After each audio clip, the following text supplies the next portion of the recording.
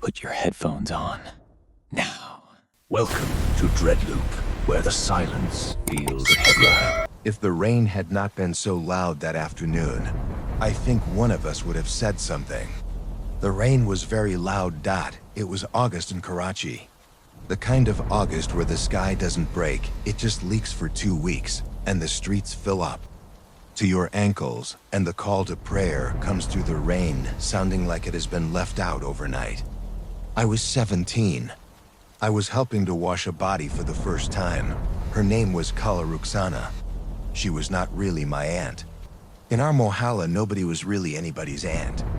She was a woman who had lived 3 doors down from us for as long as I had been alive, and who had given me boiled sweets through her window grill when I was small, and who had died on a Tuesday morning of something the neighborhood doctor wrote down as a heart, and the family understood as exhaustion. By Wednesday afternoon, 4 of us were in the small back room of her house with her body on a stone slab between us. My grandmother, my mother, my mother's older sister, Kalashana's, and me. I am going to tell you the part my mother and I have not spoken about in 30 years, even though we were both standing in the same room when it happened, 2 feet apart from each other, with our hands in the same water. I want to be careful. Here, I am not telling you a ghost story. I am telling you 90 minutes that happened in a room in real life in 1994. And I am telling you what we did and did not do. And you can decide for yourself what kind of story it is. The body knows. A minute before the mind admits it. I learned that sentence later from a doctor in a different country. But I think I understood it first that afternoon, before I had words for it. When I was 17 years old and pouring water down a dead woman's arm, the room was small, maybe 8 feet by 10. There was a stone slab in the middle, raised on 2 short brick pillars with a slight slope toward a drain in the corner. There was a hand pump against the wall, 2 tin buckets, painted green, faded, a pile of clean white cotton cloths folded on a low wooden stool, a bar of soap, a bottle of camphor water, a small earthen bowl of crushed lotus leaves that my grandmother had brought from her garden, in a twist of newspaper. The window was high, with wooden lattice, a yali, through which you could see nothing of the alley, but you could hear everything. And on that afternoon, what you could hear was rain on a tin roof, and women crying in the front room, and somebody's small child shouting about a kite, and a generator in the next street. Going on and off and on. My grandmother, Dadi, was 71. She had washed bodies in this neighborhood for almost 40 years. Her own mother had taught her in a village outside Lucknow, before partition. She did not consider it work. She considered it the way the day was supposed to end. For the woman on the slab. My mother and Kalashanas had each done this maybe 10 or 11 times. They were not strangers to it. But they were not Dadi. I had never done it. I had been brought because Dadi said it was time. And in our family, when Dadi said it was time, it was time. We started the way you start. We covered her with a sheet, a long white cotton sheet, so that even among ourselves, only the part being washed at any moment would be uncovered. This is the rule. The body is owed privacy from itself. Dadi said the niya quietly, the intention. Then she nodded at my mother, and my mother began. The first wash is the right side. You begin from the head. You wet a cloth and you clean the face, the forehead, the cheeks, around the eyes, the nose, the mouth. You do not speak unless you have to. You do not look at the body's face longer than the cloth requires. I was on the left side of the slab, holding the second bucket. My job at first was only to hold the bucket and to pass cloths. Kala Ruxana's face, when my mother wiped it, was the face of a woman who had been tired for a long time. The skin was loose, the mouth was slightly open. There was a small white crust at the corner of one eye. My mother wiped that away first, gently, the way you would wipe it from a sleeping child. And I remember thinking, this is the first thing I am noticing. Amy is treating her like a sleeping child. Then I told myself that everyone does this. This is how it is done, Dot. It was at the second wipe that I felt it, not saw it. Felt it. Dot. My mother's cloth went across Kala Ruxana's mouth, top lip, bottom lip, and as it passed the bottom lip, the mouth, which had been slightly open, closed, not all the way, a few millimeters. The way your mouth closes when somebody touches your lip with a tissue, and you are half asleep and you adjust without waking. I looked up at my mother. My mother was looking at the cloth in her hand. She wet the cloth again. She wiped again. The mouth did not move this time. I thought, I imagined it. I thought, she has been dead since yesterday morning. This is not possible. I thought, the muscle relaxed because warm water relaxes muscle. I am 17, and I am tired, and I have not eaten since breakfast. I thought of 7 reasonable things in maybe 4 seconds, and then I went back to holding the bucket. That was the first one. I want you to remember, it was small, and that wasn't even the part that made me stop breathing. The second one came maybe 10 minutes later, when we had moved down to the right arm. Dottie had taken over from my mother by then. Dottie did the limbs, my mother did the torso. Kalashanas did the legs and the feet, and I held buckets and passed cloths and tried to be useful. Dottie lifted Kala Ruxana's right wrist to wash. The underside of the forearm, the wrist lifted easily. Dadie's hand was under it, just supporting. And as she washed, the elbow bent, slightly. The way an elbow bends when you are helping someone wash dishes and they shift their arm to give you a better angle on the bowl. Dottie did not pause. She washed the forearm, the inside of the elbow. The upper arm, she set the wrist down. She moved to the hand. I looked at her face. Dottie has a face that has been alive for 71 years and has decided most things already. Her face did not change, but she did something. She did one small thing. As she set the wrist down on the slab, she patted the back of Kala Ruxana's hand, twice, very lightly. Like a thank you. I have thought about that for 30 years. You have to understand what was happening in my head. I was not in a horror story. I was in a back room in Liaquatada on a wet Wednesday afternoon, with women I had known my whole life, doing a thing women in our family had done forever. The room smelled of camphor and bear and old soap. The rain on the roof was so loud. You sometimes had to lean closer to hear someone speak. There were 3 other women, much older than me, who knew exactly what they were doing. If something had been wrong, they would have stopped. That was the sentence I kept returning to. If something was wrong, Dottie would stop.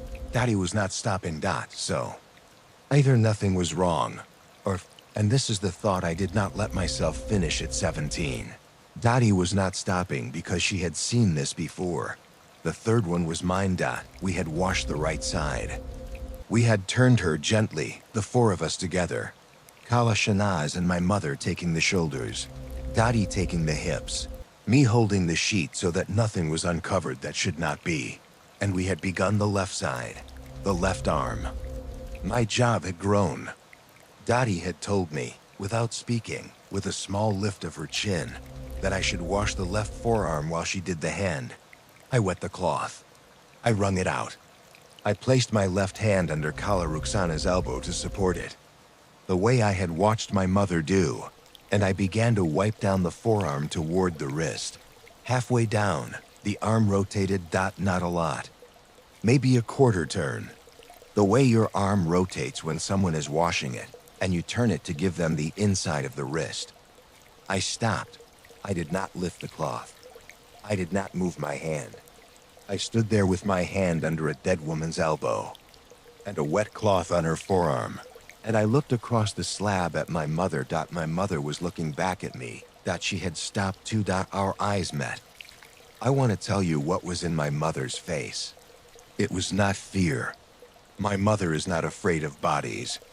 My mother had washed her own father's body when I was 11. What was in her face was a question, and the question was not, did you see that? The question was, are you okay?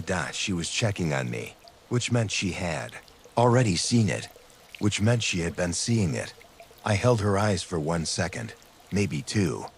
Then her chin moved, very slightly downward, toward the cloth in my hand. Keep going, I kept going. I finished the forearm, I rinsed. I passed the cloth to Kalashana's for the legs. My mother went back to the torso. Daddy went back to the hand. Nobody said anything. The rain on the roof was very loud. Here is what I want you to understand about the next 40 minutes. We did not panic. We did not pray louder. We did not look at each other again the way my mother and I had looked at each other across the slab. We worked. There's a rhythm to washing a body. It is not unlike washing a child for the first bath after they are born. And I think that is not an accident. You are returning the body to a state of ritual cleanliness so it can be presented to whatever is next. You wash 3 times. You use the right kind of water. You speak the names of God under your breath, but quietly, because the room is for the body, not for you. Your hands have to be both quick and unhurried. You cannot be tender in a way that delays. You cannot be efficient in a way that bruises. What we were doing, what I came to understand we were doing, was working at exactly that rhythm, while a body that should not have been moving was moving with us. It was not movement you would have seen from the doorway. If somebody had walked into that room, a man, a stranger, a doctor, they would have seen 4 women washing a corpse on a slab, and they would have seen nothing else. The movements were inside the work. The wrist that turned to receive the water turned at exactly the moment it would have turned if she had been alive and helping us. The head that settled the half-inch settled at exactly the moment Kalashana's needed clearance to rinse behind the ear. The body was not waking up. The body was cooperating. There is a difference. I want to be careful about it. The eyes did not open. The chest did not rise. The mouth, after that first close, never moved again. There was no warmth. When my fingers brushed her skin under the water, it was the temperature of the water, no more. She was not coming back. She was being washed, and she was making it easier. I noticed around the legs that Kalashana's had begun to murmur, very low, under the rain. I leaned a little closer and I heard she was not praying. She was talking. She was saying things like Thikai, Baji, Thikai. Okay, sister. Okay, the way you talk to someone you were helping bathe in a hospital. Bus thodi der or. Bus acha. Just a little longer. Just good. She was not talking to herself. She was talking to Kala Ruxana. I looked at my mother. My mother was wiping the lower torso, with her face calm, and her lips were moving too, in the same kind of small comforting nothings. Dottie was not speaking. Dottie was working with her whole body bent forward over the slab in a way I had seen her bend forward over my brother's cradle. Her hands moved very lightly. She did not say Thikai. She made a small sound, MMH, the way you do when a small child is settled against your shoulder. I want you to picture that room. 4 women, a stone slab, white cloth, camphor, rain, and a body that was being treated with extraordinary tenderness like a person who was tired and being put to bed. It was the most loving thing I had ever seen. That was the part that broke me. Not the wrist, not the mouth. The fact that what was happening was not violent or wrong feeling.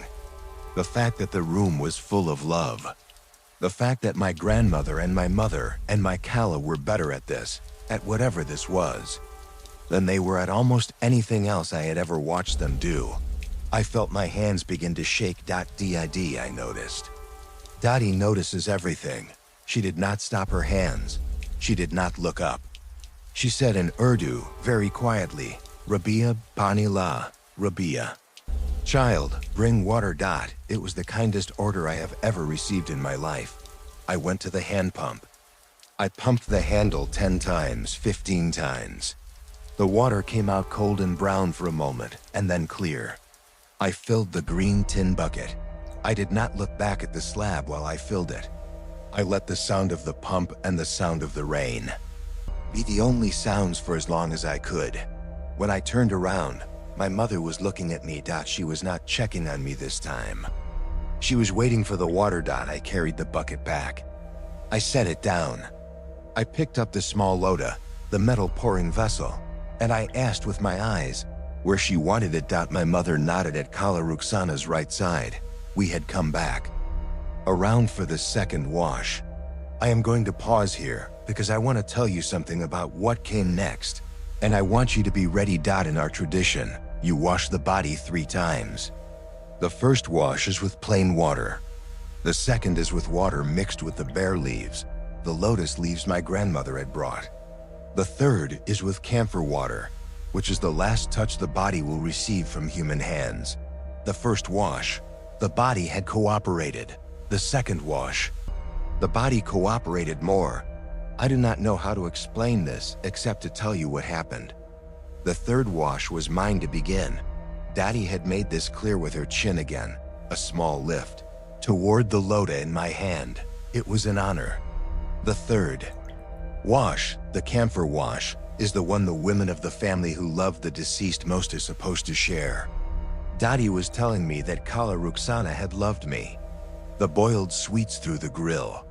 The way she used to call me Gulab Jamun, because I was a chubby child. Daddy was telling me I was family enough to do the last touch. I did not want to. I did not say so. I took the loda. Kala Shanaz mixed the camphor water in the green tin bucket. A few crystals dissolved in warm water. The smell sharp and clean and almost medicinal.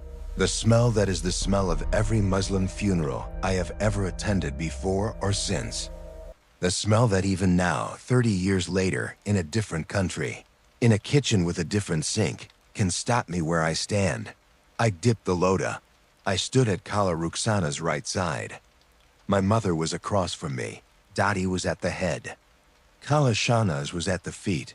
The sheet had been adjusted so that only the right arm was exposed. From shoulder to fingertip, lying along her side on the wet stone, I tilted the LOTA. The water came out in a thin, clean stream, and I poured it from the shoulder down along the upper arm, over the elbow, along the forearm, to the wrist, to the hand.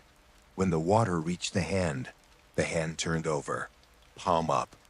To receive. The fingers did not curl. The arm did not lift. Only the wrist rotated, smoothly, the way your wrist rotates when a friend is pouring water for you to wash your hands before a meal, and you turn your palm up because that is what you do. I did not stop pouring. I kept the stream steady. The water filled the cup of her palm and ran over the edges of her fingers and onto the slab and toward the drain. I poured until the loda was empty. I looked across the slab at my mother. My mother was looking at me. Her eyes, for one full second, said everything. They said, I know. They said, I have known. They said, do not stop. They said, I love you. Pour the next one. And then her chin moved very slightly downward, toward the bucket. I dipped the loda again. I poured down the back of the hand this time, the way you rinse soap from a child's hand after dinner, and the fingers. And I am telling you this, and I am asking you to believe me. The fingers spread. Very slightly, the way fingers spread when you rinse them and want to make sure the water gets between. I poured a third time. I poured a fourth. The hand did what hands do when they are being washed. It opened. It turned. It allowed across from me. My mother was rinsing the torso and the chest, which had not moved once in 90 minutes, which had not risen and which would not rise. The chest, under her cloth, was doing nothing, was as still as stone. And I understood, in that moment, with absolute clarity, that whatever was happening in that room was happening only in the parts of the body we were touching.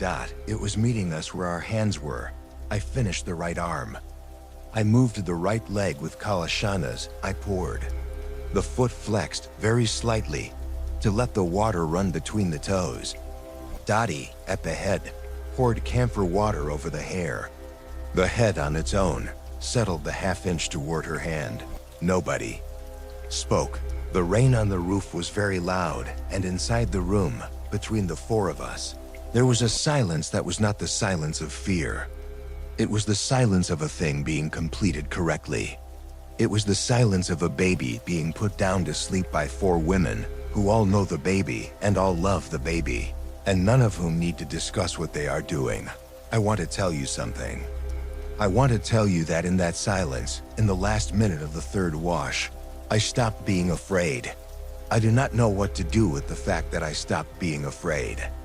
I have not, in 30 years, figured out what to do with it. I know that I should have been afraid. I know that what was happening was not something that should happen. I know all of this, but what I felt, pouring the last loda of camphor water over Kala Ruxana's right hand, was that I was doing a kindness, and that the kindness was being received, and that the room was the right room for the kindness, and the four of us were the right four people, and we were finishing something that needed to be finished. The body knew a minute before my mind admitted it. We dried her. We wrapped her in the kafan, the white shroud, in the 3 pieces, the way you do. We tied the cloths at the head and the foot and the middle. We did not look at her face after Dottie closed the cloth over it. When the cloth went over her face, the room, and this is the last thing, the room got quieter. The rain did not stop. The rain was still loud. But inside the room, something that had been paying attention stopped paying attention. It was like a guest had stood up to leave. We carried her out to the front room together, the four of us on the wooden bier, and we set her down for the men of the family to take to the graveyard. The men did not look at our faces. They are not supposed to. They lifted the bier, and they took her, and they went out into the rain. We washed our hands at the pump. We washed our forearms. We washed our faces. Kala Shanaz wiped down the slab. My mother folded the wet cloths into a basin to be boiled.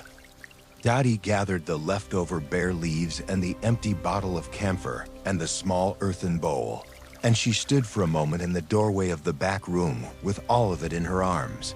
I was at the pump. My hands were under the cold water. Dottie looked at me. She is small, my Dottie. She was small even then. She came up to my shoulder. She has the eyes of a woman who has been told secrets by other women for 50 years and has kept all of them. She, Sad in Urdu, Bada, Tum Aisha Kum Kiya child. You did good work. I nodded. I could not speak. She came closer. She set the bowl and the bottle down on the edge of the slab. She put her hand, dry and small and warm, on the back of my wet hand, under the pump water. She said, Hum sabni deka, tumakili nahi thi, that we all saw it. You were not alone. I started to cry. I had not cried the whole time. I cried at the pump, with my hand under the water and my grandmother's hand on top of mine. She let me cry for maybe 20 seconds. Then she squeezed my hand and she said one more thing. And this is the sentence I have carried for 30 years. And this is the sentence I am giving to you now because I do not know what else to do with it, that she said. Yeah, Hamare Garan Main. Hoda Hai Beta, Oraton K Soth, Jabwo Fek Yadi Hain. Wo Madat Mankdi Hain. Di Hain. BAS. This happens in our family, child, with the women, when they get tired. They ask for help. We give it. That is all. Then she picked up a bowl and the bottle, and she walked out of the room, and she did not say anything else about it that day, or the day after, or for the rest of her life. She died in 2009. We washed her body, my mother, and Kala, Shanaz and I, in a smaller room in a smaller house 15 years later. I will not tell you what happened in that room. I will tell you only that I was not surprised, and that my mother and I, this time, did look at each other once, and that what was in her face was not a question. It was a welcome. I am 51 years old. I live in a different country now. My daughter is 14. She has never been to a ghusl. She does not know the names of the leaves, or the way the sheet is folded, or the order of the 3 washes. I have not decided yet whether I will teach her. My mother is 74. She lives in Karachi still, in the same neighborhood, 3 houses down from where Kala Rukhsana used to live. We talk on the phone every Sunday. We have not, in 30 years, spoken about that afternoon. Not once. I do not think we will. I think the not speaking is part of how the thing is kept. Some nights, when it rains where I live now, I stand at my kitchen sink and I run the water over my hands.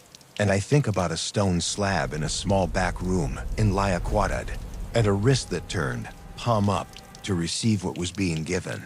The body knows. A minute before the mind admits it.